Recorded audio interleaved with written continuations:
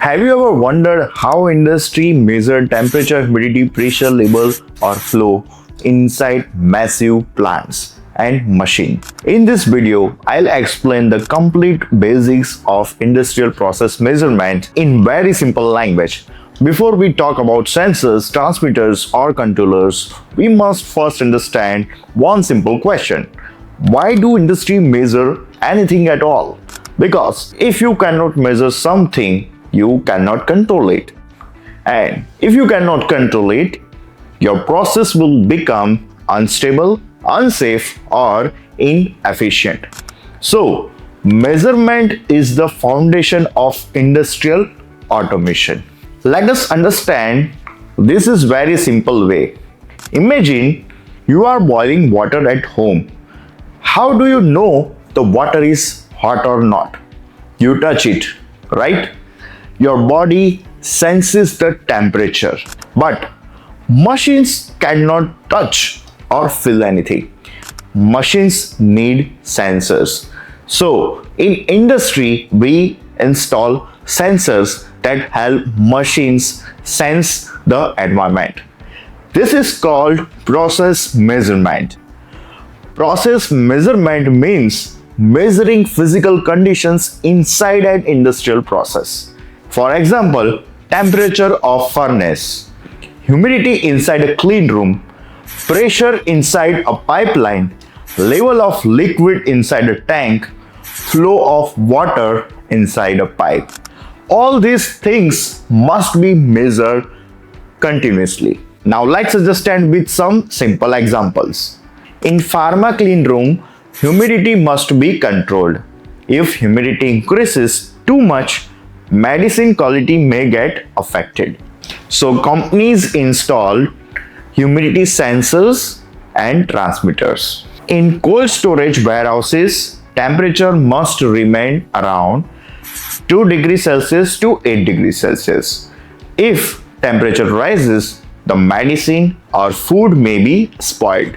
So, temperature must be monitored using data loggers and sensors. In water treatment plants, the tank must not overflow.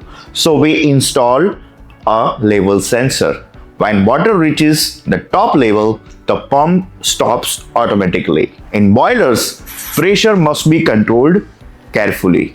Too much pressure can be dangerous. So pressure transmitters continuously measure pressure. So in simple words, industry measure parameters to ensure safety, quality, efficiency, automation, and many more. Now, let us understand a very important concept. This is called the control loop. Almost every industrial automation system follows this sequence. It starts with sensors, then transmitters, then controller, and then actuator. Let me explain this very step by step. Let's start with the sensor first. The sensor is the device that senses the parameter. Let's take one example.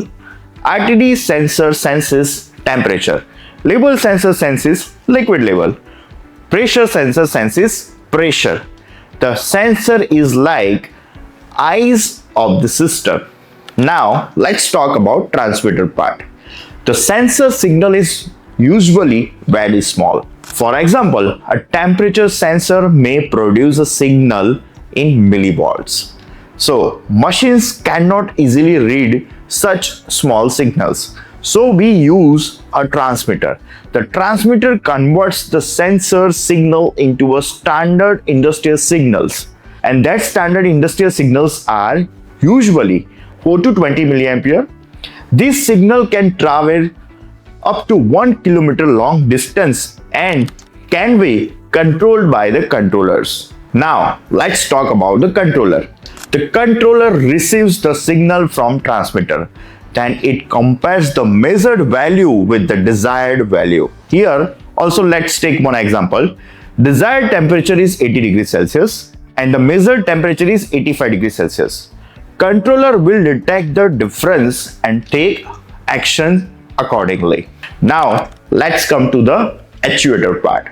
The actuator is the device that actually changes the process. Let's take one example: valve, motor, heater, pump, or any such devices. If temperature becomes too high, the controller may turn off the heater or open a cooling valve. So the full loop becomes sensor, then transmitters, then controllers, and then actuators.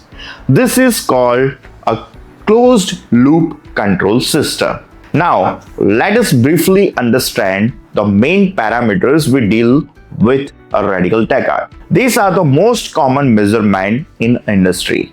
First is temperature. Temperature is the one of the most common measurements. Let's take one example of temperature segment. Boilers, furnaces, cold storage, food processing, these all industries use temperature measurement. And for that, RTD and thermocouple sensors are mainly used to measure the temperature. Now, let's talk about the humidity. Humidity means moisture present in the air. Now, let's take one example. Pharma clean rooms, HVAC system, warehouses. These are the industries where humidity measurement is very critical.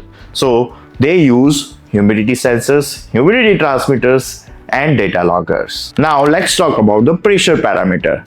Pressure measurement is very important in industries like pipelines, compressors, hydraulic systems, and same type of industries where pressure measurement is very critical, and they use pressure gauges and pressure transmitter to monitor and measure the pressure parameter. Now let's talk about the level part. Level means height of the liquid inside the tank. Main industries that measuring the level is very critical, that are water tanks, chemical tanks, oil storage tanks, and they mainly used products like float level switches, hydrostatic level transmitters, ultrasonic level sensors, and level switches. Now let's talk about flow measurement. Flow measurement tells us how much fluid is moving through the pipe. So they are mainly used in industries like water supply systems, gas pipelines, chemical dosing systems. Mainly use products like magnetic flow meters and thermal mass flow meters. Now let's talk about the moisture measurement parameter. They are mainly used in drying system, food processing, and material storage. And for that, they use moisture meter to control that parameter. Now let's talk about dew point.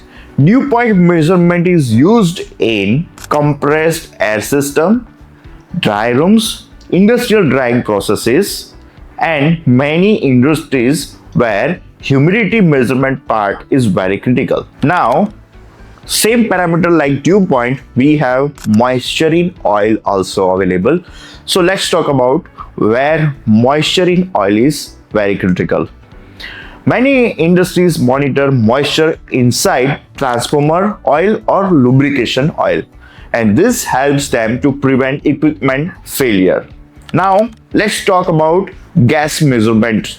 Industries also measure gases like CO2 and oxygen. Now let's take one example of industries where indoor air quality monitoring, combustion control, and fermentation processes. These are the industries where CO2 and O2 gases measurement is required. Now, as an application sales engineer, your job is not only to sell this product.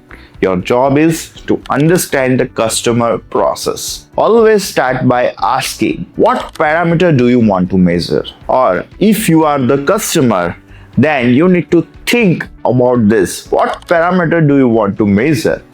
Or where will it be installed? What range is required? Once you understand the process, the selecting the correct instrument becomes much easier. So in this model, we have learned what process measurement is, why industry measure parameters, how a control loop works, and the main industrial parameters. In the next module, we will learn about instrument signals and communication systems like 420 mA and Modbus. So thank you so much for watching. See you all in my next video.